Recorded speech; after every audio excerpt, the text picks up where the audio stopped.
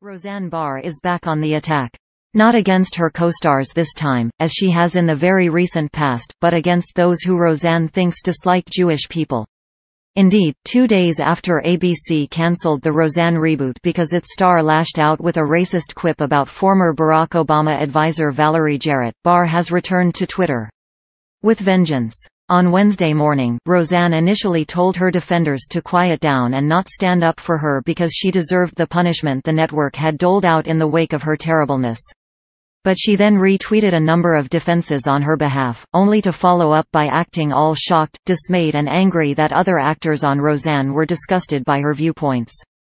So, what now? How has Roseanne, who actually claimed she was leaving Twitter this week, if you'll recall, lashed out now against critics who thinks she is racist and awful?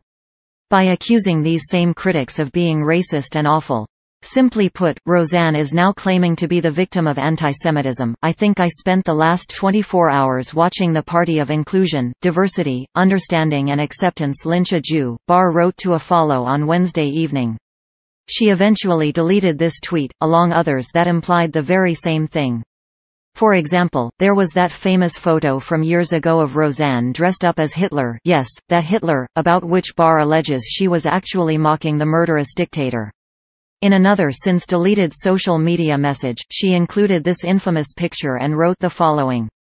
This all started, of course, because Roseanne tweeted on Monday that Jarrett was a combination of the Muslim Brotherhood and an ape.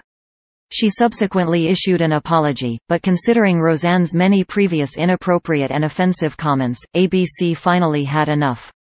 Network president Channing Dungey announced that she was scrapping plans for season 11, saying very simply in a statement at the time, Roseanne's Twitter statement is abhorrent, repugnant and inconsistent with our values, and we have decided to cancel her show.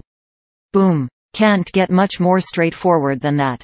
Many celebrities have come out and torched Roseanne for her comments, but the most stinging of all to her appear to have come from her co-stars. This is what Sarah Gilbert wrote, for instance.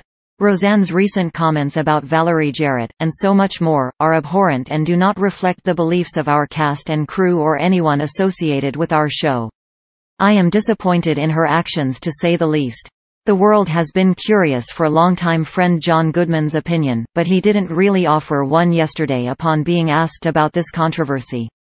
The 65-year-old actor, who served as Roseanne Barr's on-screen husband, Dan Connor, on the original sitcom and the reboot, said he would rather say nothing than to cause more trouble.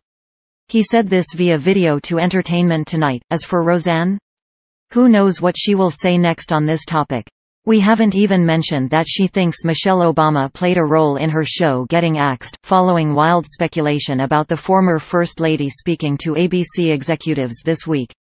It would be impossible to track all of Roseanne's comments and conspiracy theories online. Is she actually racist? Is she mentally ill? We'll give the final word for now to ex-husband Tom Arnold. It had to happen, he says of the show's abrupt end, explaining why as follows. I am going to tell you the truth, she wanted it to happen, if you saw how her tweets escalated this weekend.